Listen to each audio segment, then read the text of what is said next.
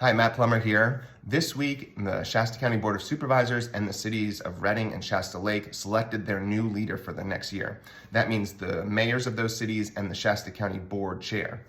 Now, there was a bit of controversy around how the Reading mayor and the Shasta County Board chair were selected because they did not follow the traditional way of choosing that leadership position. How does that work in the past? Well, usually the person who was elected first, or if two people were elected in the same year, then the person with the higher portion of votes or number of votes gets into that leadership position first. Both the City of Reading and the Shasta County Board of Supervisors did not follow that convention this year. It's worth noting that that convention has been broken a number of times, particularly at the Shasta County Board of Supervisors, now about 3 times in the last 4 or 5 years, and also at least once in the past in 2020 at the City of Reading. I personally don't think that that is a good trend for us to be breaking that convention. I think it minimizes the influence of the votes of the people, which traditionally have been the way that that leadership position has been selected. And so I would recommend at the Shasta County Board of Supervisors that going forward, we make a change to how the board chair is selected.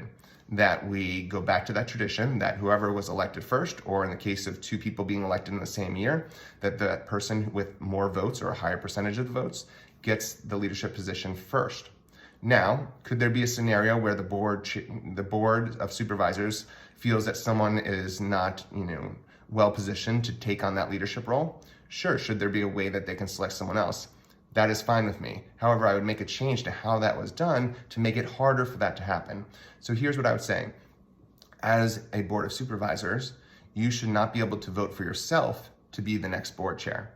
And so that would mean that of the 4 remaining supervisors, you would have to convince 3 of them to vote for you, or 3 of them would have to be convinced that you should be the next board chair, which would make that much less common and also keep Board of Supervisors from acting in their own interest to promote themselves. Why do I think this is important? Well, a number of leaders in our community talk about local control. What I get concerned about is when they talk about local control in the context of giving more power and authority to the board and taking that from the people. I'm all for increasing local control vis-a-vis the state, meaning taking control from the state and putting that locally. But when the board tries to amass power for themselves and take that from the people, that is not a good example of local control. Which is why I would recommend making this change at the Shasta County Board of Supervisors to give more control to the voters over how the board chair is selected. Now, as a general law county, we can't really do that. But if we do become a charter county in this March election, then that would be an opportunity to add that to the charter in the future and allow the people to vote on that and to change how the board chair is selected.